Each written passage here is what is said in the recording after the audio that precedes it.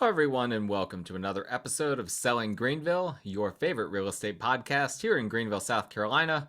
I'm your host, as always, Stan McCune, realtor right here in Greenville, South Carolina. You can find all of my contact information in the show notes if you need to reach out to me for any of your local real estate needs. Just a reminder, as always, please rate, review, subscribe, all of those good things with regard to the show. If you can leave a comment, do that. Anything you can do on the podcast app that you're using, and I think this podcast is pretty much on all of them. I would appreciate that to get it out to as many people as possible. Not been getting a whole lot of ratings or reviews lately. Come on, guys, pick up the slack. I really need you guys to do that as much as possible, so please don't forget. And just a reminder, as always, this episode is sponsored by Piper Insurance Group, my go-to for home, auto, and umbrella insurance. They're an independent insurance agency, so they can quote with many different insurance companies and bring back the best rate that they can find. They're licensed in South Carolina, North Carolina, and Georgia, and they can handle your investment properties as well. Flips, rentals, ground up new construction, residential, commercial, all of those good things. So please reach out to them today. I don't just mention Piper Insurance because they are a sponsor. They're a sponsor because I use them, okay? I will never have a sponsor on the show that I don't believe in and that I don't use myself. And so please reach out to them today for a free quote. All right. Today we're going to be talking about market stats for the month of October. I know this probably feels really delayed, right? Because it's December, but we had a few things that were in order that we had to address the past couple of episodes, I felt like. And so that's what we did, right? We went ahead and addressed a handful of things that need to be addressed. Oh, I tried to share my screen for those watching on YouTube, and I don't like the result. All right, let's try that again. There we go. I always like to do that thankfulness episode. I could have instead done this market stats, but a lot of people respond that they like that Thanksgiving episode, so I like to keep doing that every year. I think it's a good reminder for me as well. But regardless, if you've been following the show for a while, you know these market stats come out kind of late in the month, and so we don't yet have November's numbers yet, so we're looking back at October. Probably won't get November for another few weeks, and so we'll address that when the time comes. But we're just going to jump right in here. I've got some thoughts on some of these numbers, and I think just to start off, keep in mind one thing as you're looking at all of these. We had a major storm event in September. Sorry.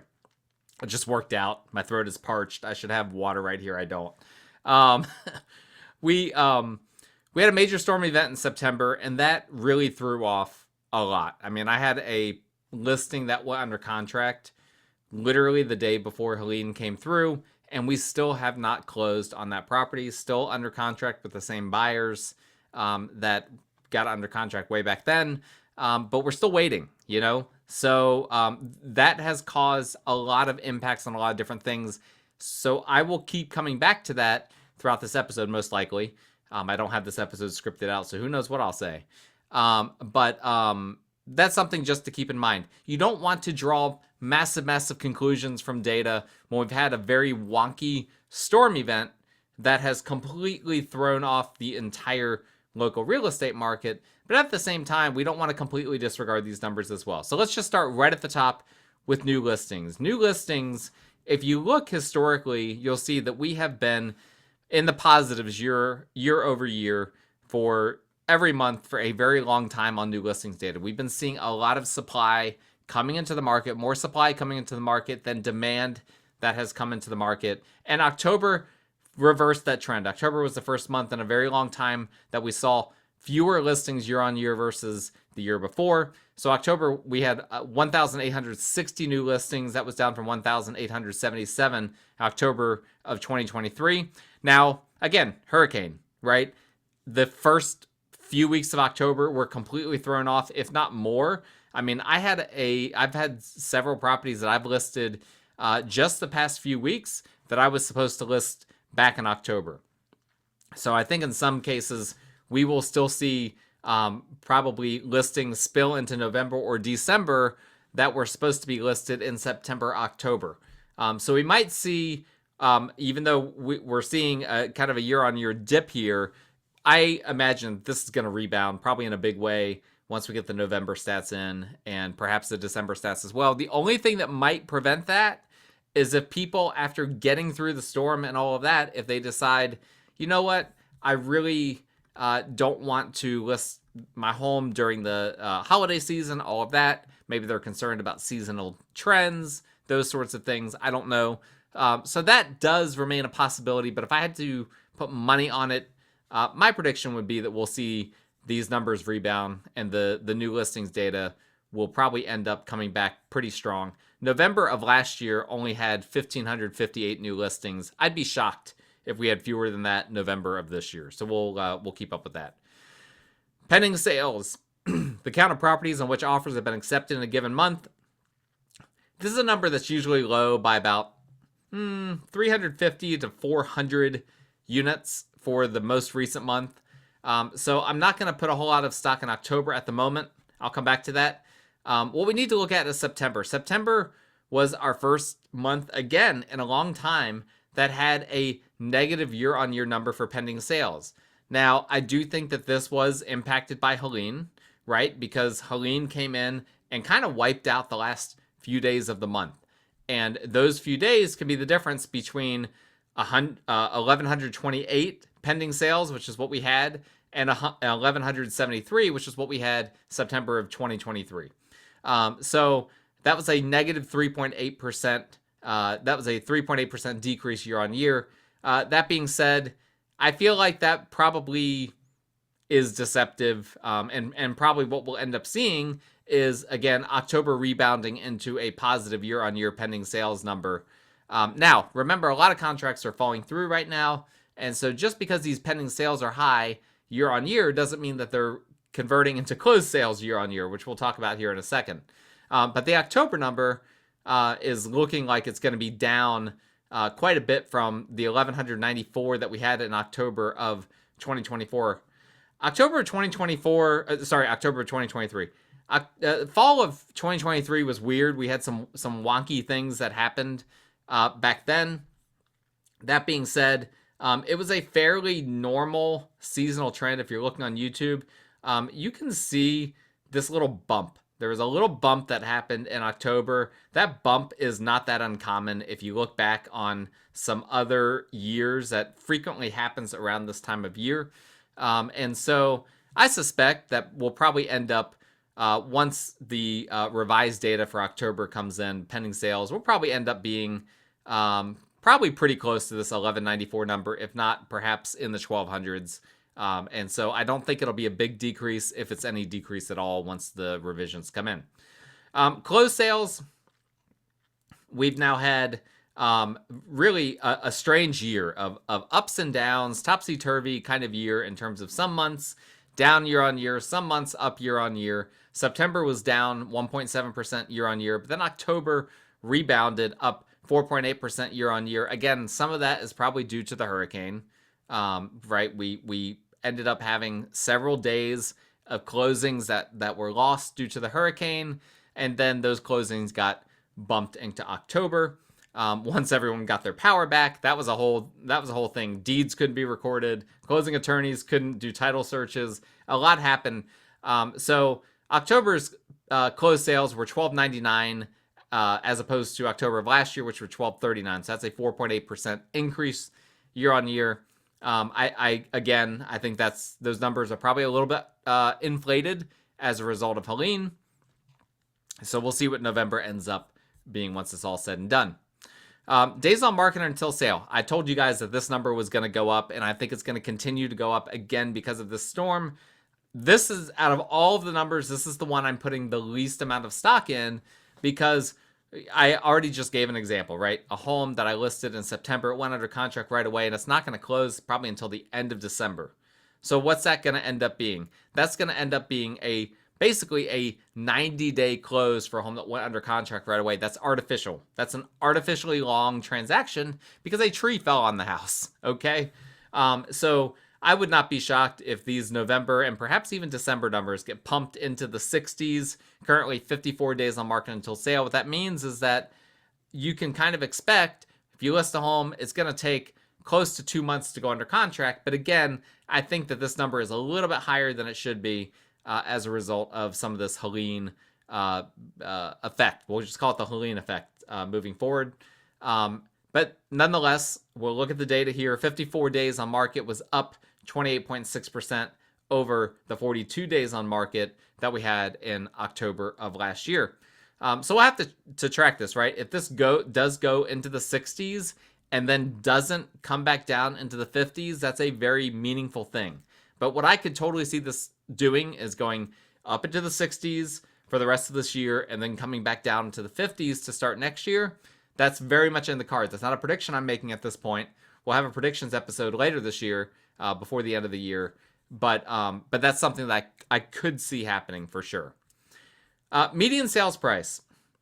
For the first time in a very long time, we've now had 2 straight months of the median sales price showing a year-on-year decrease. Now, I'll get to the numbers here in a second. But again, I just want to point out that October of last year was kind of weird. Right? October of last year had one of really the second highest print that we've ever had, which was 324,900 was the median October of 2023.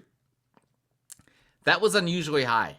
And you know, we saw it crest that number once again in July of this past year. But that was an abnormally high number for the month of October.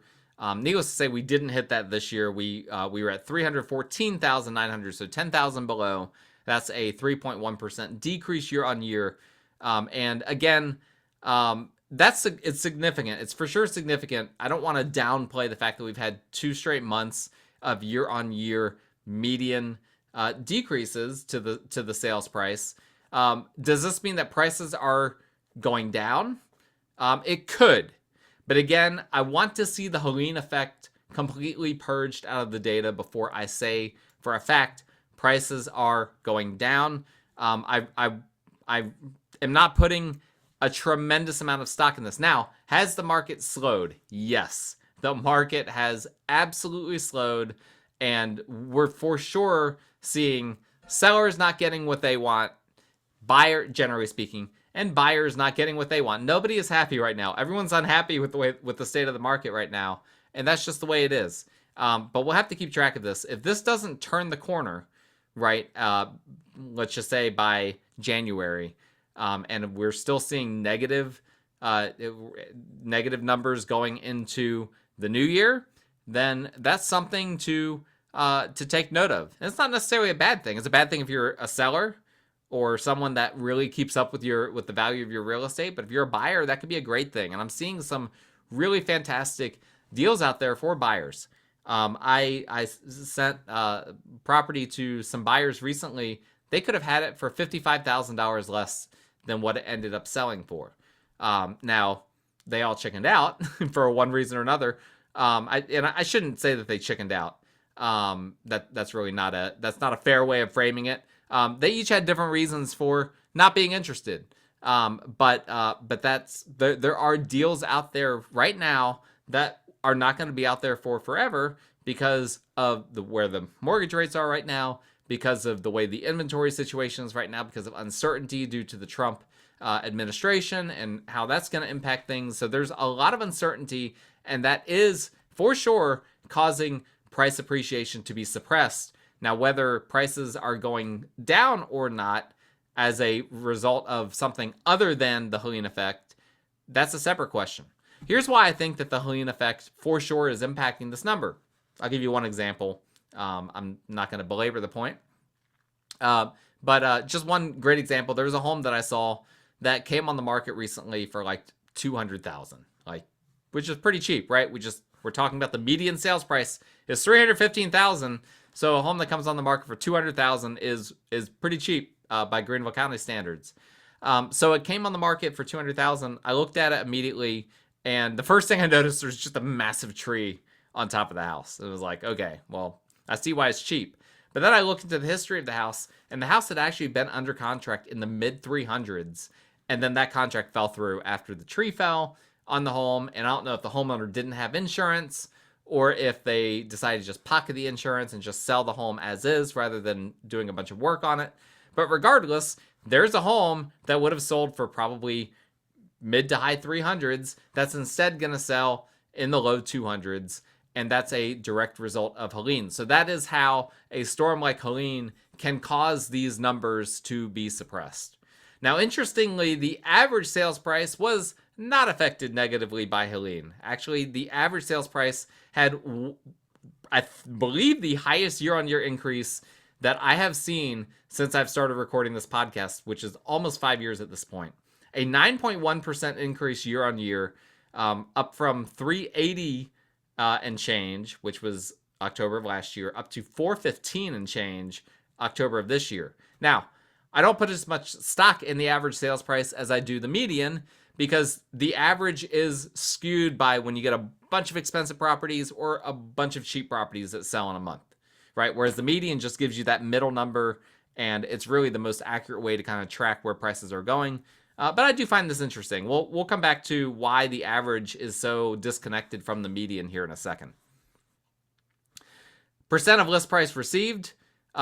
We are now down to 98%. We've been flirting in the low 98s. We're back down to 98%, which is the lowest that we've had all year so far. And that's 3.3% lower than the 98.3% that we had in October of last year. So sellers not getting quite as much as they have at other times of the year, but this is a seasonal number, right? If you look at traditional times of the year, you can see towards the end of the year, the percent of list price received goes down. Sellers are willing to part with the home perhaps more quickly, maybe the first offer that they get, rather than kind of stringing things along, because they're at the end of the year. They don't want to have to be thinking about this. They just want to move on from whatever the property is, or perhaps, if they're moving themselves, they're in a position where they want to move before the new year. And so they're willing to be a little bit more aggressive in terms of, or not aggressive, depending on how you look at it. But they're willing to accept usually offers that are a little bit lower than they would at other times. And that's what we're seeing with that. Housing Affordability Index. We knew that this was not going to stay above 100, which that's what we want, right? We want housing affordability to be over 100. That means if it's over 100, roughly speaking, that the median household can afford the median priced home based on income levels, based on mortgage rates, all of that. Well, unfortunately, mortgage rates started to go up in October as the uncertainty with the elections really got baked in, and that caused affordability to go down. It's now at 98, which is still very affordable in comparison to much of the country, but we would like to see that number to be over 100. That being said, that's much better than it was last year. Last year was 86 in October of 2023. And so this year it's at 98. So what we're seeing is incomes have been rising faster than the cost of real estate has been rising. And as a result, affordability is better than it was. What about housing inventory? This is a number that sometimes gets revised. Let me look at what last month's numbers were. So September, when I looked at September of this year, it came out as 5,011. That got revised down to 4,637. Still a big increase from September of 2023 when inventory was 3,500. Okay, so September had a big increase in inventory, albeit not quite as big as what we originally thought based on the numbers that came out. So it went up 32%, 32.4% year on year. October is showing that our inventory, which is just the number of homes for sale at the end of the month, is showing that inventory is sitting at 4,948. That would be a 35.3% increase over the 3,656 of October of last year. However, if we get a revision comparable to this past month, which was a revision close to 500 units, then we'll actually find this number falling below the September number, and also still being an increase year on year, but much less of an increase year on year versus October of last year. Normally, we would see the month on month inventory numbers go down. So normally this time of year, we've already seen inventory crest, and normally it would start to go down from here. But that usually starts a little bit sooner than now, but it might be as a result of all the different things going on in addition to the Helene effect, that perhaps the descent of inventory has started a little bit later in the year. So now it's looking increasingly like perhaps our peak of inventory was September, and now we're going to start seeing inventory start to fall. And if you look at normal years, I'm not going to look at the pandemic years, but if you look at normal years, it kind of bottoms out in December, January, February, and then starts to go up usually February, March, when sellers start to go back online and decide that they want to sell their homes again. Months of inventory is currently saying it's 3.8. I think that this is going to be revised, right? Because I just discussed that inventory and pending sales are probably going to get revised, both of those things. And month supply literally divides it divides the monthly pending sales by inventory. And so this is going to get revised. But it's currently sitting at 3.8 is what is predicted. Last month, they thought before revisions it was 3.9, and then September got revised down to 3.5. So I think we can reasonably project that October will probably come in, once this is revised, at like 3.4 months of inventory. Again, hovering right in the mid threes for inventory. What does that mean? It just means that supply and demand is still staying, it's kind of stabilized in the 3.5 month range for now. And so that means the seller and buyer behaviors have adapted somewhat. If we start to see this number soar into the fours, well, then that would tell us that that would be an indicator that prices are likely to start coming down. And that's why I'm not drawing too many major conclusions from that median price showing 2 consecutive months of year-on-year declines, because some of the other fundamentals, specifically this month's supply of inventory, isn't showing dramatic spikes. Until that happens, I'm not putting a ton of weight in whether prices are actually falling in any meaningful way. Now, I'm just going to discuss this real quick because for those of you that might be interested in why the average sales price and the median sales price is so disconnected, I'm going to show you guys a little chart here that I normally don't, and it's closed sales. And you'll see here, we've got closed sales at 150,000 and below, 150 to 250, 250 to 350, 350 to 500, 500 to 750, 750 to $1 million, and $1 million and above, okay? And where are we seeing the biggest increases year on year? It is in the 350 and above. Well, let me come back to that. But take 350 all the way up through $1 million and above, and that is by far the biggest increases. Everything below 350 did increase closing sales year on year, except for the 150 and below, because there's just not a whole lot of inventory 150 and below. But between 150 and 350, we still saw increases, but those increases paled in comparison. So here's the breakdown of the increases, right? 150,000 and below was down 23.5% year on year. It went down from 851 closed sales last year that were at that price point to only 651 this year. That market's basically going away, right? The 150 and below, it's almost gone. 651 closings in 1 month is not a whole lot for that price point. 150 to 250, that was only up 1.4% year on year. It went up to 3441 closed sales versus 3393. 250 to 350 price point, that went up 5.1% year on year, up to 5846 for October 2024. And then here's where we start to see the big numbers. 350 to 500, up 9.8% year on year, up to 3636, which was over 300 units higher than the year before, October before.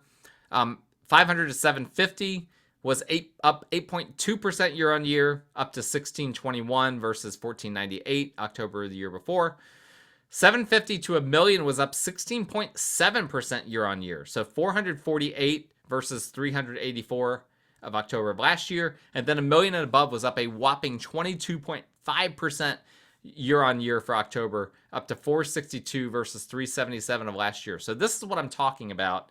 When you have a median price point at 315, but you're having closed sales for $1 million properties, $800,000 properties, $700,000 properties that are really exceeding previous years, that's going to drive your average to be much, much, much higher than the median would be. And so that's exactly what's happening here. Now, if you're looking at the chart and perhaps you processed it as you were hearing the numbers without looking at it, you're like, well, the number of units was way higher for the, 250 to 350 and 350, 500, et cetera, et cetera. And that's accurate. And that's why the median is lower, right? Because the median looks at the middle number. And so the middle numbers are flooded by this 250 to 500 price point. And that's why we come up with the median of 315, whereas the average is in the 400s.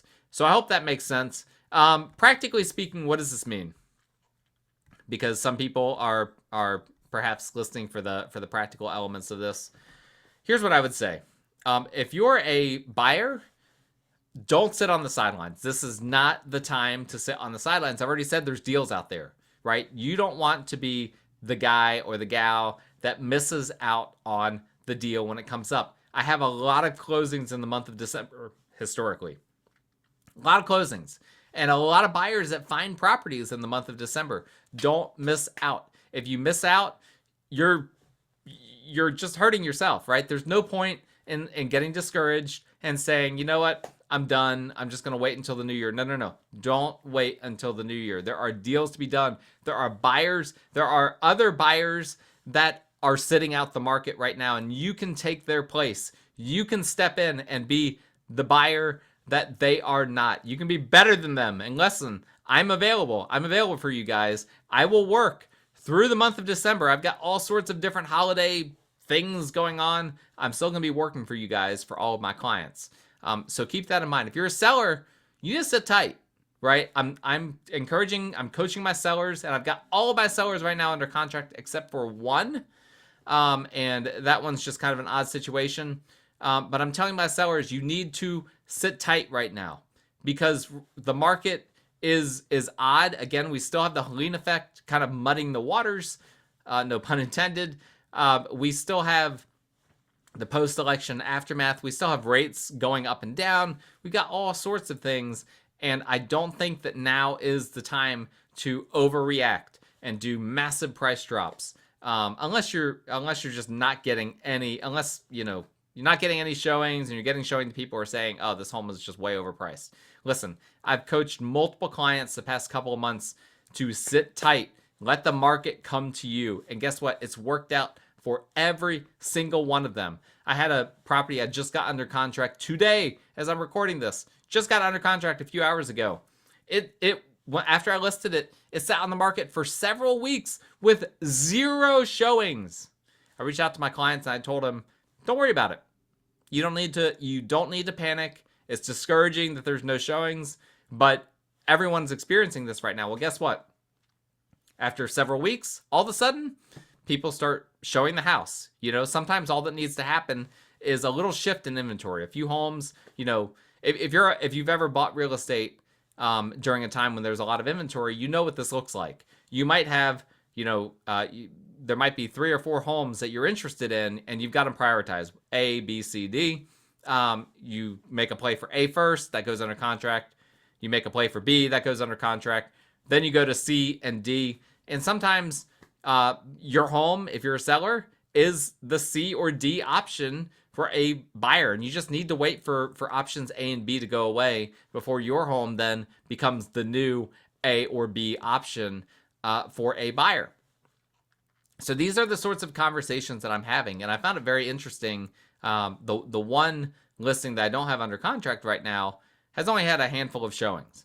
And so I decided the other week, I was like, you know what? I'm going to do an open house. Well, it's kind of gutsy doing an open house right before Thanksgiving. But I thought, you know what? I'm just going to try. If I don't get anyone to show up for it, I'll just watch football. I'll pull up my computer and I'll just watch football during the open house. No harm, no foul. Well, guess what? I'd had this home on the market for several weeks, only 2 showings. I had the open house. The open house was packed. I had so many people. I couldn't even talk to all of them, which is by the way, not super common right now in this market, right?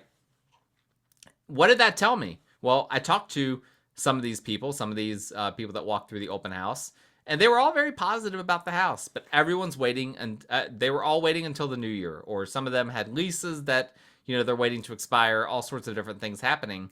And so that gave me great feedback. That told me, okay, and I'll do open houses for every listing.